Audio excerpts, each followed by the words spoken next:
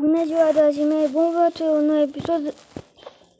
În episodul ăsta o să vedeți că suntem pe un canal secundar. Deci pe canalul ăsta o să avem un alt canal. Și în episodul ăsta o să ne jucăm un joc în care noi trebuie să sărim cu cârnatul până pe furculiță. Deci cred că sunt serios și voi cam ce trebuie să facem. Deci acum haideți să vedem și noi să jocul ăsta.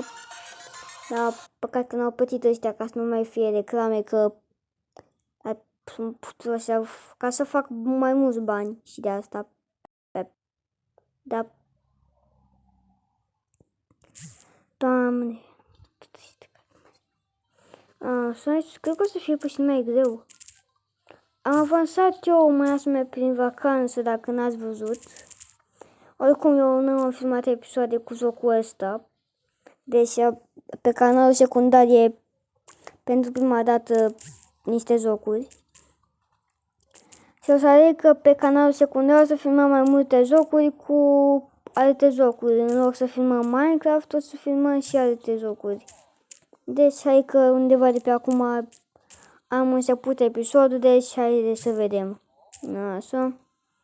Parcă le facem aproape prima dată. Apoi n-am știut de asta. Apoi nu ne ducem așa. Și după aceea așa. Asta e cam... Hai că am înțeles cât de cât. Oh, și ne-a făcut. Mamă, asta cred că e aproape... Nu-i easy peasy. Hai să vedem și noi ce putem să facem în... pe aici. Că e cam greu de făcut nivelul ăsta, oameni buni. Să n-am înțeles ce face. Asta ne atacă. Ia. E cam... Da, asta o mică eroare. Astea nu sunt bune din câte am înțeles.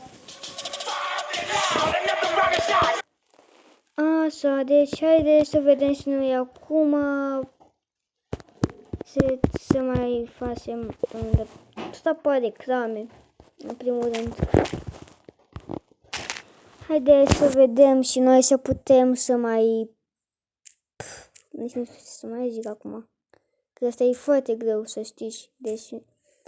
Dacă vreți jocul să-l instalați și vă dați un link în descriere dacă vreți să vă arăt neapărat.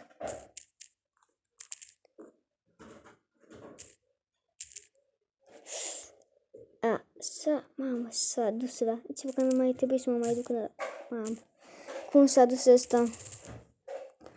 Deci, nu o să vedem foarte multe jocuri, deci cum am făcut, de exemplu, pe live-ul, zic eu, care, de fapt, n-a fost live, am găsit eu. Deci, da, hai să mai vedem. Bă, spune Taiendo. Evident că nu, evident că da. Bă. Bun. Să ajungem până la New. Hai că nu dăm ăsta, că încă n-avem chef de alte chestii.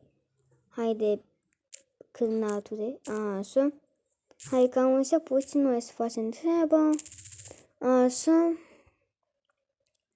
Din păcate, cam atât a fost episodul de astăzi. Cadoul o să-l vedem altă dată. Deci până atunci, la revedere și pa, pa!